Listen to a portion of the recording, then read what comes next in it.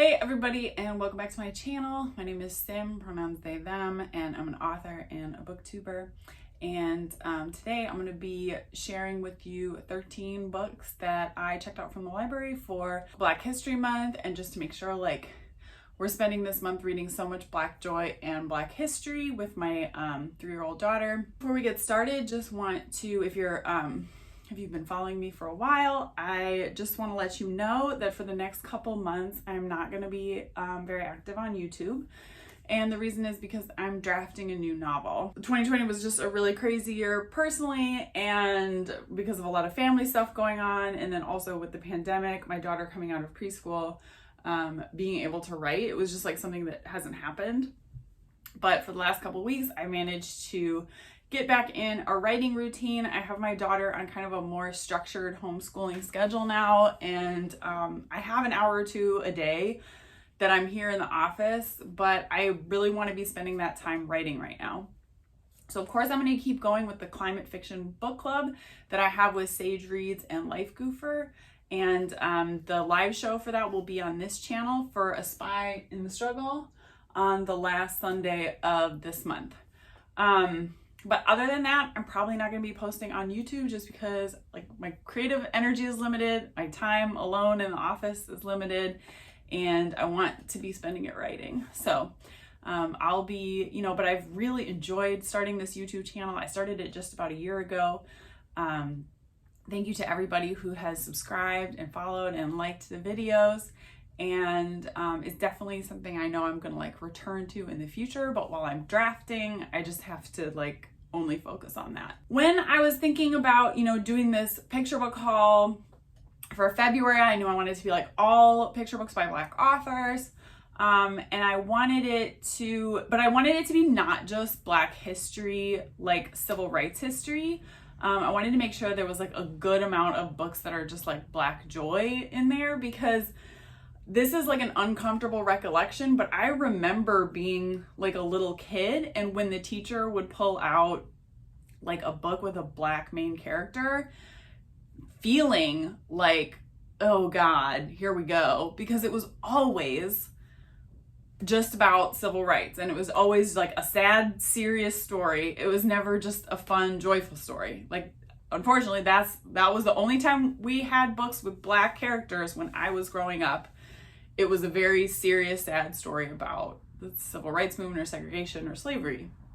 And so that can create a negative association, I think, and that's not good at all. So it wasn't just focusing on civil rights history this month and hammering my 3-year-old over the head with that. I have some great books that I think are appropriate even for a 3-year-old, that kind of introducing some civil rights history and topics, which I'll get to, but also just a ton of books by Black authors and often Black illustrators as well, and just that are very joyful. And my daughter has loved so many of these books, and there's a lot of them that I want to add to my personal collection. The first book, which is super relatable to all kids, I feel, is Grandma's Purse, because what kid doesn't love going through a grandma's purse full of goodies?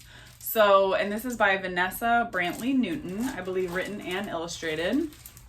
And it just goes through this little girl going through everything in Grandma's purse, pulling out her lipstick and earrings and scarves and trying them on. And then eventually the little girl getting a picture of a purse of her own and being able to put her own picture of her and her grandma in her purse. So the art is very joyful and cute and fun. I feel like this is a super relatable book for any kid. Any kid loves going through a bag full of goodies. So yeah, I really love this one and definitely recommend it. A Girl Like Me is by Angela Johnson, illustrated by Nina Cruz. And both of them are Black women. And I love the art here because it's collages done with photographs of real girls. And my daughter seems to really respond to that a whole lot. She really loves the art. So there's graphics and illustrations, but collaged with these girls. So basically it's about some girls and their dreams. I'm flying in Supergirl underwear way up high. But for each of these dreams, there are people telling the girls, a girl like you shouldn't do that. So it's kind of, you know, talking about like this, any kind of negative voices that young girls, particularly young Black girls, might run into, saying girls like you shouldn't do this, girls like you shouldn't do that. And at the end, the girls, you know, a whole bunch of girls band together and they dress up real fancy and they go to the beach and they're like having a party, and because everything should be better than your dreams. So it's just like a great like girl power empowerment book. And I love this. My daughter loves this too. On the last page, there's pictures of all the girls who were like photographed for the book. And then them talking about just like, what's your favorite color? What do you want to be when you grow up? And so we don't read all of them every night, but each night my daughter will be like, I want to, what is she like? What is she like? What is she like? And so we'll like pick a few of them to read. Okay. Oh, I love this book so much. Okay. So this book is Mommy's Kimar by Jamila Tompkins Bigelow, illustrated by Ebony Glenn, who I believe are also both Black women. And it's about a little girl trying on her mother's kimar, and just like loving that feeling of wearing, you know, something mom wears and feeling grown up. And also just like how beautiful all of the kimars are, and feeling like a princess in it and being able to like role play with it and feeling like a superhero in it. And it's just like a very loving story about like a mom and a daughter bonding. And I love how much my daughter has responded to this book. You know, obviously we're not Muslim and don't wear hijab or kimar or anything. But that hasn't like prevented my daughter from loving it and really liking it. And like being a Jewish family, I think it's so important. Reading books about Muslim families and normalizing that and celebrating that. And I think this book is an awesome example and a really great way to proactively counter any Islamophobia your kids might run into out in the real world with a picture book that is just a beautiful story about a girl and her mom. So yeah, I think that this one is just so great on a ton of levels, and my 3-year-old really loves it, and I think yours will too. Here's another great like mom and daughter book, Me and Mama.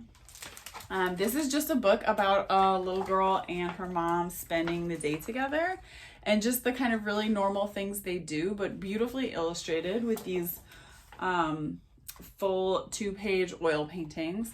And it's told from like a very sort of like dreamy, poetic, and very young kid's perspective. I put my nose to the window, my breath makes a cloud inside. The clouds outside are wearing shadows. The wind is painting the outside window with beads of water. Like, to me, the author has so well captured like those little things that little kids notice that we just sort of as adults like gloss over, but then doing it in this like really poetic voice, and how like every day is wonderful when you get to spend it with your kid, I think. Oh, my daughter loves this one so much. This one's also done with, it's sort of collage-like. So they are not photographs, they're paintings. Yeah, like paintings, I'm pretty sure. But there's these like very realistic paintings collaged with these more like graphic-y animal drawings. And so this one's Bedtime for Sweet Creatures, words by Nikki Grimes, pictures by Elizabeth Zunon. Both of them are Black women. I love that the mom has short hair. That's almost never the case in books. And as she's putting the kid to bed, she's like kind of comparing him to all these different animals. Like when he's saying, who has to go to bedtime? He's like an owl. He's like hissing like a snake when he's curled up under the covers, worried about monsters. And at the very end of the book, the little boy wants to, actually, is it, you know what? I think I assumed it's a boy, but it could be a girl. I actually don't think the gender's ever specified, which is pretty cool. Huh, why'd I assume it was a boy? I don't think there's ever a pronoun that gives us a gender, so that's cool. It could be any gender kid. Anyways, at the very end, the little kid wants to get in bed with mom and dad. And so it's like all the animals are coming into bed too. So Bedtime for Sweet Creatures is super, super cute. My daughter has been wanting to read this one every single night at bedtime. This is definitely her like current favorite. So definitely recommend for kids around like between 3 to 6 probably will really love this book. Older than that, they might feel like it's a little young, but it's really great. This book is by Trish Cook and illustrated by Helen Oxenberry. Now, Trish Cook is a Black woman. Helen Oxenberry is white. But she does do a lot of like anti-racist, like diverse kids illustrations, and she's like such a giant in picture book illustrations. And these illustrations are really very, very fun. So much is about a family planning a surprise birthday for the dad. But the baby and the mom are just like sitting around, and one by one, these relatives are showing up. So you don't learn that it's a surprise party until the very end. Kind of the way a baby or like a toddler wouldn't really know what's going on until all of a sudden there's a party. So first it's just the mom and the baby. They weren't doing anything. Mom and the baby, nothing really. Then ding dong. Ooh, mom looked at the door. The baby looked at mom. It was Auntie Bibba. Auntie Bibba came inside with her arms out wide, wide, wide, and one big, big smile. So it's not a rhyming poem, but it feels poetic. It's like very rhythmic, and the language is very fun. And I read it kind of fast to my daughter, and it's like really fun and just joyful as each relative comes in and like, I want to squeeze the baby. I want to squeeze the baby so good. And then uncle comes in. I want to kiss the baby. I want to kiss the baby. Eventually the house is just like full of people, and they're having a big party. And especially like in COVID times, maybe we can't do this anymore, but it's really fun to read about. And so my daughter has really been loving this one as well. For fantasy lovers out there, we now have Raising Dragons, written by Jardine Nolan, illustrated by Elise Primavera. And Jardine is a Black woman. Elise is a white woman who illustrated it. And this is kind of an older one. It's from 1998, but I think it's still very delightful. I think it's really cool too. A lot of like books with Black kid characters, picture books are very urban, and this one is rural. So this girl lives on a farm, and she ends up finding a dragon egg and raising this dragon. Now, for my daughter, I have to like way cut it down. I just like skip a lot of the text. Because it is like too much per page. Look at how cool this is. Like you can see the dragons in the clouds on the first page. The art is really, really beautiful. But yeah, it's too much per page to keep a 3-year-old's attention. But if you're good at just kind of cutting it down and getting to the story, it's just, who wouldn't love a story about a little girl getting to raise her own dragon, you know? And of course it grows up and it's big and they go flying around together. I mean, it's the best, right? So really love this book, and definitely recommend this one as well.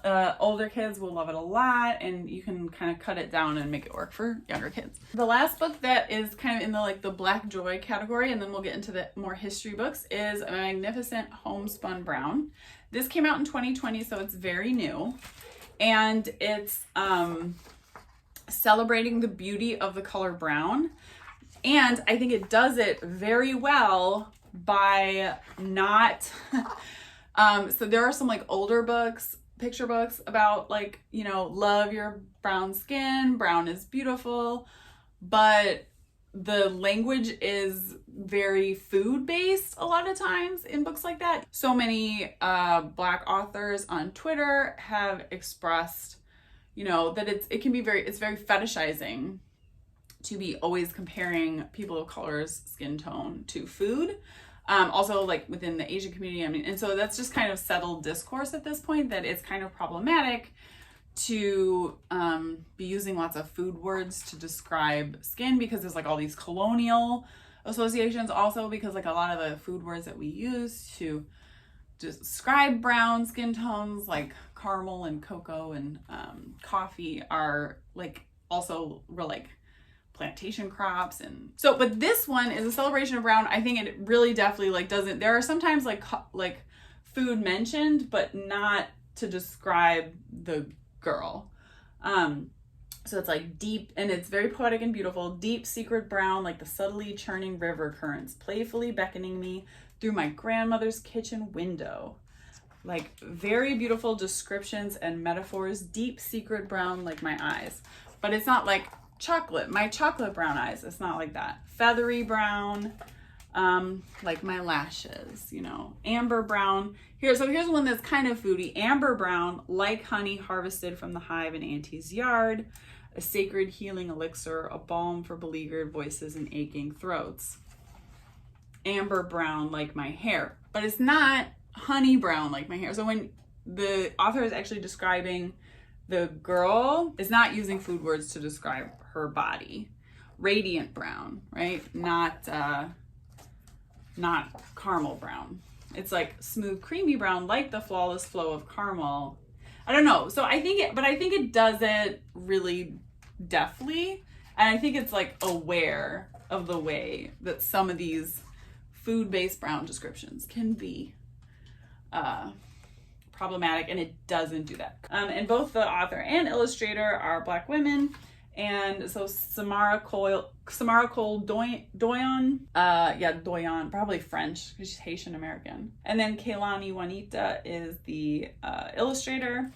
And like I said, it came out in 2020. So I just think it's a really good replacement for some of those older books that were like well-intentioned about celebrating different skin toned, but these days we don't really want to use those like fetishistic food words so much to be describing people. So really like Magnificent Homespun Brown. Now we're gonna get into the more history books. Let's talk about the first one.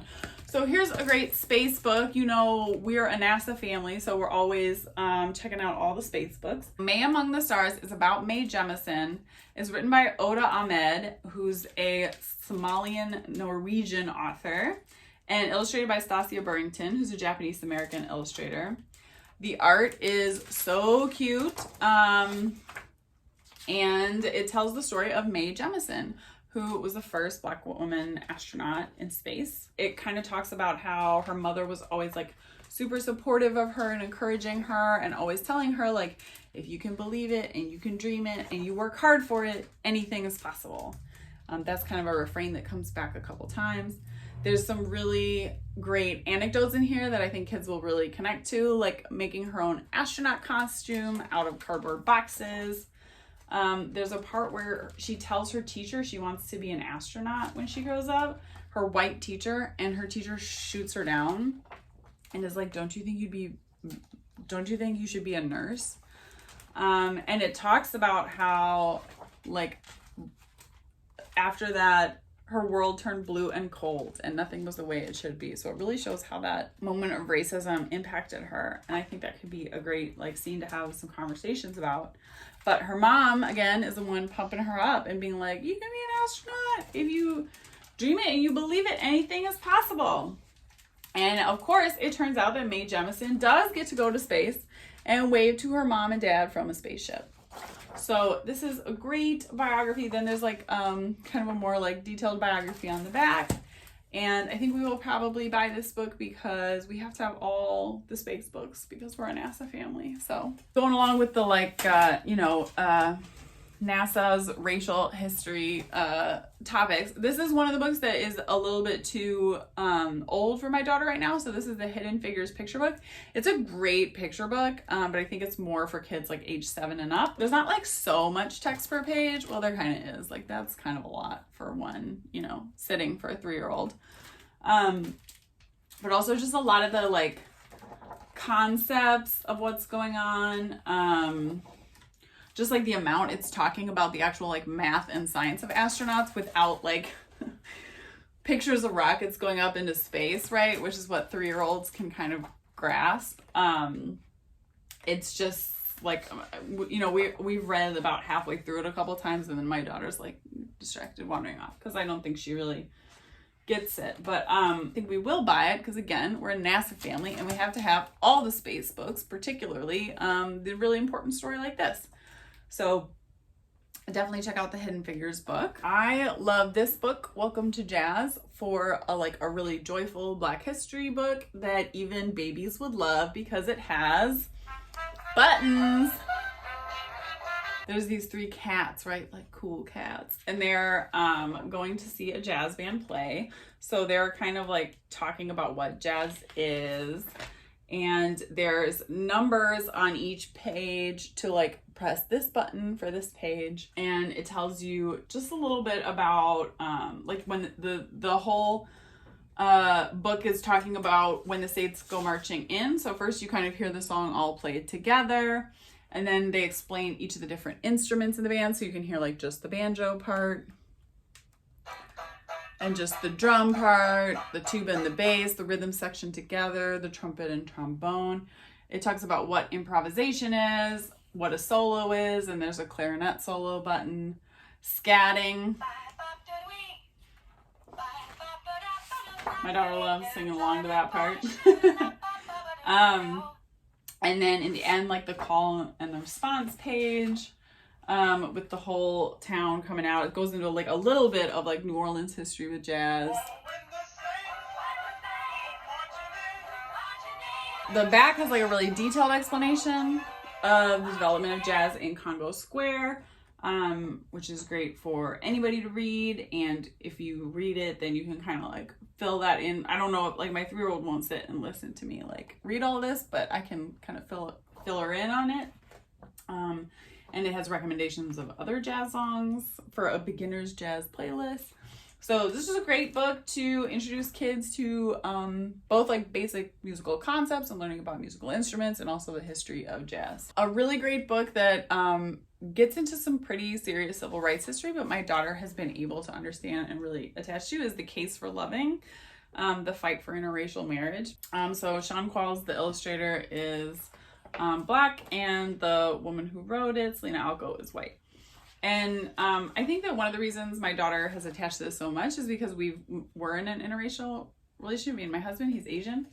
And so we've told her like these people fought so that we could get married. We couldn't have gotten married in Texas if it hadn't been for these people. She doesn't fully understand like the part about the court. Like I don't think she understands what a court is. So when they go to the Supreme Court, like I don't know if she really understands that, but she will read it and she's very engaged. She's like really listening and trying to figure out, and will say things like, I'm gonna go back and fight them so that you can get married.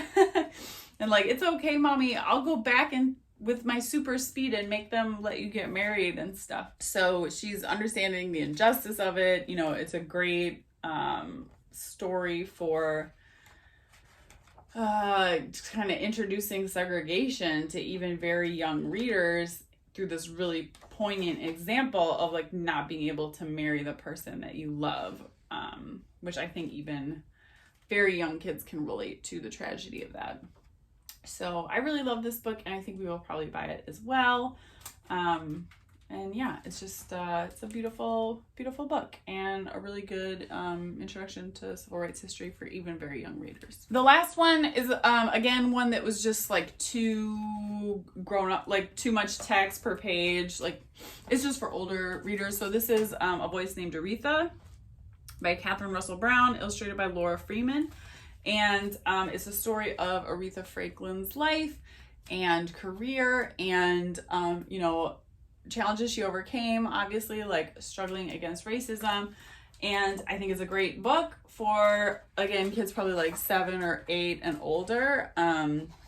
But it's another one, like we started reading it and my daughter's like, okay, it's not, she hasn't been able to sit through the whole thing, but we'll try again in a few years because it's a beautiful book. Love the illustrations.